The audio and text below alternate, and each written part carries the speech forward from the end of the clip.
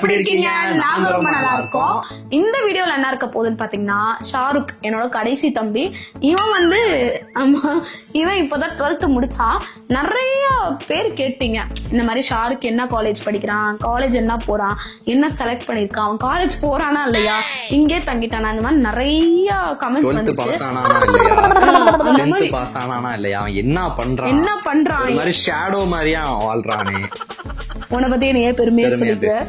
So இந்த வீடியோல full and full அவனோட கரியர் டிஸ்கஷன் தான் இருக்க போகுது. அண்ட் இவனோட கரியரை பத்தி எல்லாம் தெரிஞ்சு நான் என்ன பண்ண போறேன்னு நினைக்கிறவங்க ஸ்கிப் பண்ணிடலாம் தான்.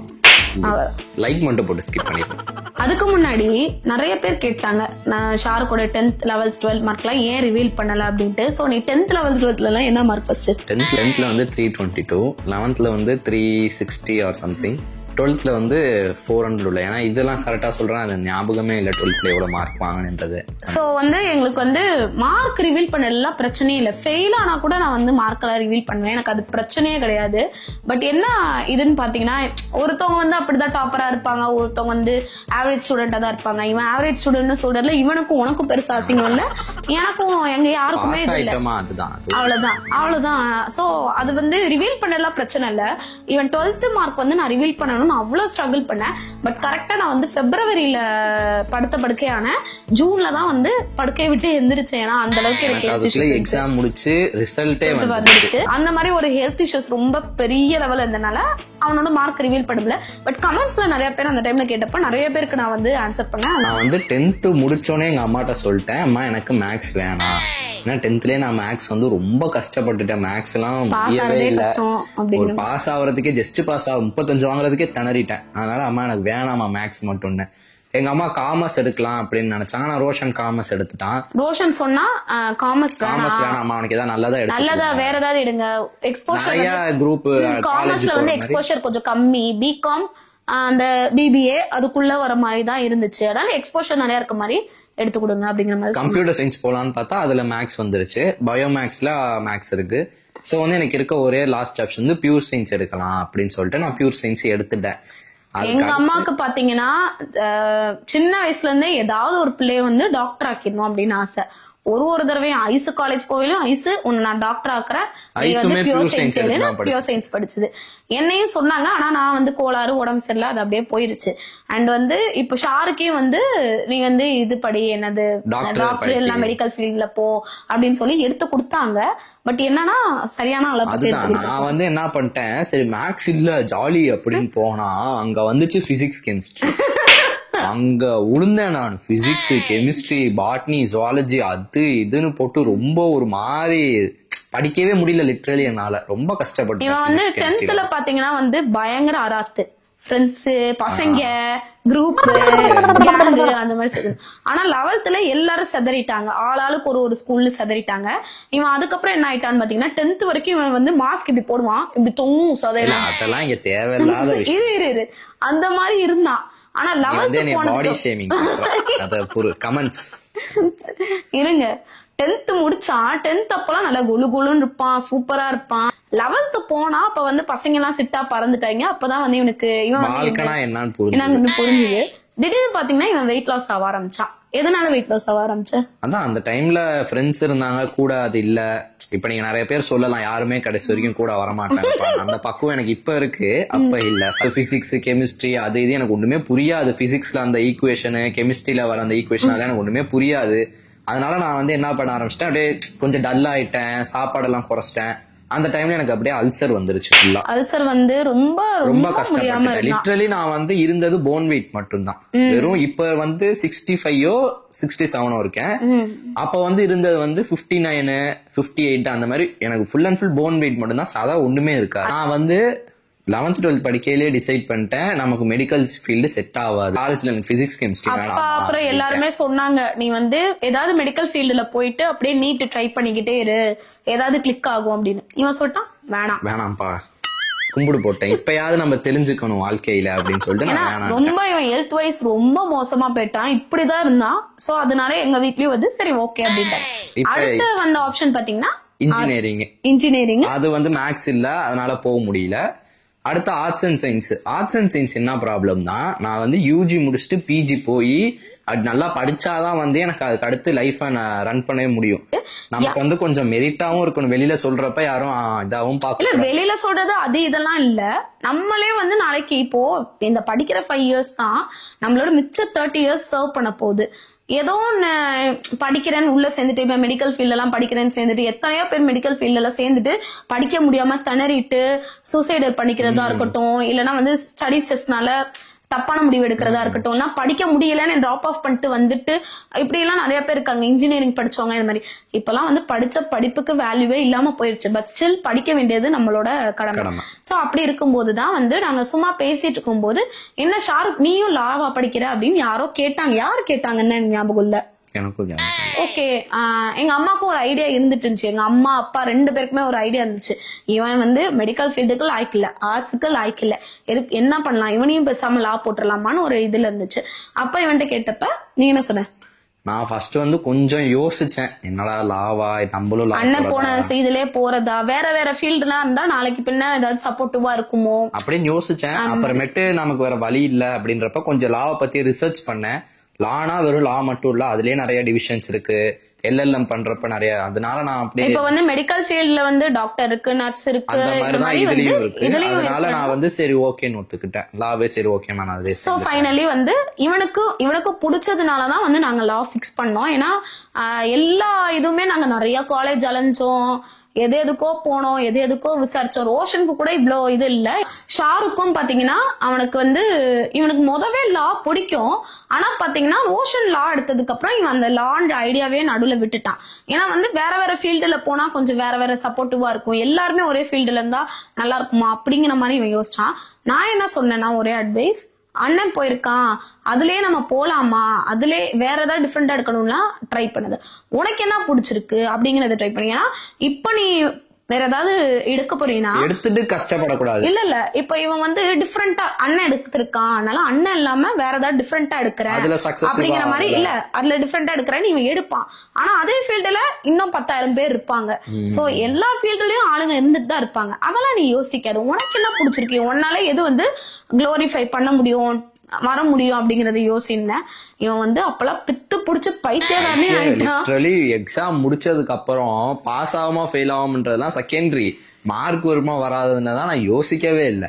என்னடா சேர்றது இப்படின்னு ஒரு மாதிரி பைத்தியக்கார பயமா. அதுக்கு அடுத்து லா படிச்சுட்டு நம்ம வந்து MBA ஆர் பிசினஸ் பேப்பர்ஸ் படிச்சா கூட நமக்கு அது ரிலேட்டடா ஹெல்ப் பண்ணும். சோ ஏன்னா நான் BBA LLB தான் படிக்கிறேன். சோ BBA அடுத்து MBA கூட போலாம். BBA LLB முடிச்சுட்டு MBA படிக்கணும்னா கூட அதோட சேர்த்து நமக்கு லாவும் தெரியும், பிசினஸ் ரிலேட்டடும் தெரிஞ்சுன்னா அது மைட் பி இன்னும் கூட யூஸ்ஃபுல்லா இருக்கலாம். வந்து என்ன பண்ணேன், எனக்கு 12th வந்தது 65% தான் என்னோட கட் ஆஃப். நான் வந்து அப்ளை பண்ணிட்டேன், கவுன்சிலிங் அப்ளை பண்ணிட்டேன். பார்த்தா ஒரு கவர்மெண்ட் காலேஜ் எனக்கு கிடைக்கல. ஃபுல்லா கிடைச்சது ஃபுல்லா கவர்மெண்ட் எய்டட் காலேஜ். அதுவும் பாத்தீங்கன்னா புதுக்கோட்டையில ஒண்ணு, தஞ்சாவூர்ல ஒண்ணு. கவர்மெண்ட் எய்டட் காலேஜ் அப்படின்னா பிரைவேட் காலேஜோட 50% ஃபீஸ் வந்து கம்மியா இருக்கும். இது யூனிவர்சிட்டி மட்டும் அம்பேத்கர் யூனிவர்சிட்டி வரும். நாங்க வந்து அப்புறம் அப்ளை பண்ணேன். அப்புறமேட்டு எனக்கு இது வந்துச்சு, மெயில் வந்துச்சு. புதுக்கோட்டை காலேஜ போய் நாங்க நேர்ல பார்த்தோம். அது பாத்தீங்கன்னா போகுது போய்கிட்டே இருக்கு. அங்க ஹாஸ்டல்ல தங்கலனா டெய்லி போயிட்டு வர்றது வாய்ப்பே இல்லை. அது வந்து நான் அப்பாட்டையும் சொன்னேன், அப்பா இந்த மாதிரி ஹாஸ்டல் தங்கினாதான்ப்பா என்னால முடியும், டெய்லி போயிட்டுலாம் வர முடியாதுப்பா, ரொம்ப லாங்கா இருக்கு அப்படின்னு. அதுக்கு அப்பா சொன்னாரு, வேணாம் அது வேணாம், ஏன்னா ஆல்ரெடி உனக்கு வந்து கொஞ்சம் இது இருக்கிறதுனால திரும்பி நீ அந்த மாதிரி ஏதாவது சாப்பிடாம இருந்து ஏதாவது திரும்பி உனக்கு ஆயிருச்சுன்னா உன்னோட ஹெல்த்தும் முக்கியம் அப்படின்றதுனால நான் சரி ஓகே. நான் காலேஜ்ல 3 நாள் வந்து ஒர்க் ஷாப் போய் படிச்சேன் ஹாஸ்டல்ல தங்கி. அதுக்கே வந்து அந்த ஹாஸ்டல் அவ்வளவு நல்லா கவனிச்சுக்கிட்டாங்க. ஏன்னா நம்ம வந்து கெஸ்டா போயிருந்தோம், ஓகேங்களா, அதாவது இது. சோ அதுக்கே எனக்கு அவ்வளவு மென்டல் ஸ்ட்ரெஸ் ஆயிடுச்சு. இவெல்லாம் செமையா ஹேண்டில் பண்ணிடுவான். பட் இப்ப வரைக்கும் அந்த எக்ஸ்போஷர், அந்த கம்ஃபர்ட் ஜோனை விட்டு பழக்கம் இல்ல. யார் வீட்டுக்கும் போயோ இல்ல வெளியில போய் தங்கியோ அந்த மாதிரி பழக்கம் இல்ல. பட் கண்டிப்பா கொஞ்சம் கொஞ்சமா பழகிக்கணும். இல்ல கெட்ட பழக்கம் இதெல்லாம் எனக்கு தெரியுது. இந்த வயசுக்கான மெச்சூரிட்டி இவ்வளவுதான். அதுக்கப்புறம் பாத்தீங்கன்னா தனலட்சுமி காலேஜ்ல வந்து இப்ப வந்து நான் வந்து லா எடுத்திருக்கிறது தனலட்சுமி ஸ்ரீனிவாசன் வந்து இங்க சமயபுரத்துல இருக்கு. அந்த காலேஜ்ல வந்து இப்ப நான் லா வந்து எடுத்திருக்கேன். அந்த காலேஜ்க்கு போய் பார்த்தோம். காலேஜ் வந்து செம்மையா இருந்துச்சு, வேற லெவல்ல இருந்துச்சு. பட் என்னன்னு பாத்தீங்கன்னா பயலுக்கு வந்து எத்தனை மணி வரைக்கும் கிளாஸ் டைம்? எனக்கு வந்து காலைல 9 மணில இருந்து ஈவினிங் 5 மணி வரைக்கும் ஃபுல் டே. Full day. இவர் வந்து நான் காலேஜ் பஸ்ல தான் போகணும். ஸ்கூல் முடிக்கையில கேளுங்க 4 மணிக்கு 5 மணிக்கு வீட்டுக்கு வந்தாலே தீஞ்சு போய் வீட்டுக்கு வருவான். நான் மட்டும் ஸ்கூல முடிக்கிறேன், காலேஜ் வந்து பாரு அப்படி இப்படின்னு சவால் போட்டுட்டு இருப்பேன். எனக்கு சொடக்கு போட வராது, அது மட்டும் மன்னிச்சுக்கோங்க. சரி ஓகே, அது அப்படிலாம் இருந்துட்டு. ஆனா கடைசியில பாருங்க ஸ்கூலாவது 4 மணி தான், ஆனா வந்து இங்க 5 மணி ஸ்பெஷல் கிளாஸ் வச்சாலுமே 6 மணி வரைக்கும் தான் மேக்ஸிமம். இது வந்து காலேஜே 5 மணி வரைக்கும், வீட்டுக்கு வர 7 மணி ஆயிரும். தீஞ்சு போய் வர போறான். இந்த 7 மாசம் லைஃப் எப்படி இருந்துச்சு? 7 months அப்படின்னு கேக்குறப்ப வந்து ரொம்ப பெருசா இருந்துச்சு. ஆனா காலேஜ் ரீஓபன் டேட் கேட்டதுக்கு அப்புறம் ஏதோ அந்த 7 மாசம் வாழ்க்கையே மறைஞ்ச மாதிரி ஆயிருச்சு. நீங்க எல்லாம் யோசிச்சிருப்பீங்க 7 மாசம், ஆனா அந்த 7 மாசம் வாழ்க்கையே இப்ப எனக்கு ஏதோ ஒரு மாதிரி இப்படின்றதுக்குள்ள போனோம் லிட்டரலி. என்னோட சைடு பாத்தீங்கன்னா நான் கரெக்டா சிக் பெட்ல உழுவுறேன். அப்பன்னு பார்த்தா இவனுக்கு மார்ச்ல எக்ஸாம் முடிஞ்சுதா, நான் பாத்துக்கிறதுக்கு இவன் தான். ஏன்னா நான் 3 மாசம் ஃபுல் சிக் பெட். ரோஷன் வந்து காலேஜுக்கு போயிருவான், அப்பா அம்மா சாப்பாடு கொடுக்கறது, ஏதாவது பக்கத்துல கூட்டு போறது, இதெல்லாம் இவன் தான் பண்ணிட்டு இருந்தான். அது இவன் எல்லாம் காலேஜ் போயிட்டான்னு வச்சுக்கோங்களேன், நான் ரொம்ப வெக்ஸ் ஆயிடுவேன். ஏன்னா இவ்வளவு நாள் இருந்து பழகிட்டோம், இவ்வளவு நாள் ஒன்னா தெரியல. திடீர்னு நாங்க வந்து 2 மணி வரைக்கும் ஏதாவது கதை பேசிட்டு இருப்போம். திடீர்னு 5 மணி வரைக்கும் தூங்காமையே பேசிட்டு இருப்போம். திடீர்னு 3 மணி வரைக்கும் திடீர்னு ஏதாவது ஆர்டர் பண்ணி ஸ்நாக்ஸ் வாங்கி அதை சாப்பிடுவோம். 2 மணிக்கு ஆர்டர் பண்ணி நைட் லைஃப் மட்டும் இல்ல, காலையிலேயே எந்திரிச்சு வரும்போது வணக்கம்டா மாப்ள அப்படின்னு ஒரு இது வைக்கிறது, ஒன்னா லஞ்ச் சாப்பிடுறது, ஒன்னா டே ஓடிடில இந்த படம் வந்திருக்காண்டா வாடா பாக்கலாங்கிறது, வாடா வெளில போலாங்கிறது, இப்படியே இருந்துட்டு இப்ப வந்து இவன் காலையில போனா நைட்டு தான் வருவான். இவன் வரத்துக்குள்ள நான் போய் படுத்து தூங்கிடுவேன். தூங்க மாட்டேன், ஸ்டில் நான் போய் படுத்துருவேன். அப்படியே இவன் வந்தாலும் இவன் வந்து சோத்த தின்னுட்டு இவன் போய் கரெக்டா இருக்கும். இப்படியே இதை வந்து என்னால அக்செப்ட் பண்ணிக்கவே முடியல. ஏன்னா இவன் ஸ்கூல் போகும்போதெல்லாம் இவனுக்கும் எனக்கும் பாண்டே இருக்காது. நான் ரோஷன் தான் என்னோட வாகனம், அவனதான் கூட்டிட்டு சுத்திட்டு இருப்பேன். இப்ப வந்து இவன் தான் என்னோட பெட் ஆயிட்டான், வாகனம் ஆயிட்டான், அதாவது பெட் ஆயிட்டான். ஆனா இப்ப வந்து இவனும் போயிட்டான். இதுதான் காலம். நீ வருவாங்க, நாளைக்கு போவாங்க, நமக்கு நம்ம தாங்க இருக்கணும். அதை மட்டும் நீங்க நோட் பண்ணி வச்சுக்கோங்க. அது என்னன்னா, நம்ம இது வரைக்கும் ஒரு கம்ஃபர்ட் ஜோன்லயே இருந்திருக்கோம். புதுசா ஒரு காலேஜுக்கு போறோம், புதுசா ஒரு இடத்துக்கு போறோம், இங்க இருந்து ஒரு 1.5 hours டிராவலு, அதெல்லாம் யோசிக்கிறப்ப கொஞ்சம் ஒரு மாதிரி ஆயிடுச்சு. என்னடா இது, காலேஜ்ல போய் என்ன பண்ண போறோம். அதுவும் இந்த 7 மாசம் வந்து மாதிரி எனக்கு ஒரு மாதிரி ஆயிடுச்சு. இந்த 7 மாசம் இவன் இருந்த குஷி யாருமே இருந்திருக்க முடியாது. சில மாசம் வந்து சித்தம்போக்கு சிவம்போக்குன்னு தான். அதாவது முடியெல்லாம் இவ்வளவு வளர்த்துக்கிட்டு படம் பாக்குறது, ஃப்ரெண்ட்ஸ் கூட பேசுறது, வெளியெல்லாம் போக மாட்டான். இப்படியே வந்து என்னமோ அப்படிங்கிற மாதிரி இருந்துட்டான். அப்புறம் ஒரு ஃபியூ மந்த்ஸ் வந்து எங்களோட எல்லாம் இதுவாயிட்டு மாறிட்டு வந்துட்டு எங்க கூட எல்லாம் வந்து அதுக்கப்புறம் தான் நாங்க வந்து ஃபர்ஸ்ட் ஒரு 3 மாசம் என் கூட அவ்வளோ இது இல்ல. நாங்க உங்களுக்கு நீங்க நினைக்கிறீங்க நீங்களாம் ரொம்ப லக்கி எல்லாம் இதுவா இருக்கீங்க. ஆளாளுக்கு ஒரு நாங்கெல்லாம் அடல்ட் ஆயிட்டோம். ஆல்மோஸ்ட் வந்து ரோஷனுக்கே இந்த ஆகஸ்ட் வந்து 20 வயசு. சோ அவனே டீனேஜ் முடிக்க போனா, இவன் இன்னும் ஒரு வருஷத்துல டீனேஜ் முடிஞ்சிரும். சோ அடல்ட் ஆயிட்டனால ஆளாளுக்கு ஒரு ஒர்க் இருக்கும், ஆளாளுக்கு ஒரு கமிட்மெண்ட்ஸ், ஆளாளுக்கு ஒரு லைஃப், இப்படிதான் இருக்கும். நாங்க என்ன பண்ணுவோம், டே வாடா சாப்பிடலாம், டே போலாம், அவ்வளவுதான் அப்படிங்கிற மாதிரிதான் இருக்கும். என்ன அந்த லவ் தான் இருக்கும்.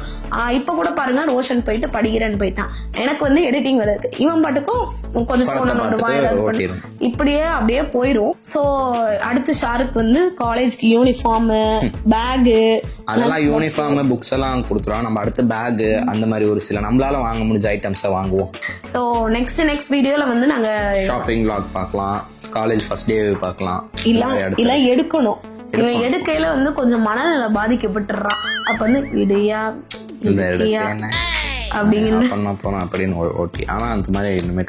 ஓட்டக்கூடாது.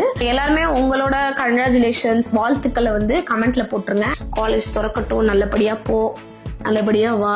அண்ட் வந்து என்னைக்கு மறந்துடக்கூடாது, தன்னை தூக்கி விட்டவங்க மறந்துடுறது.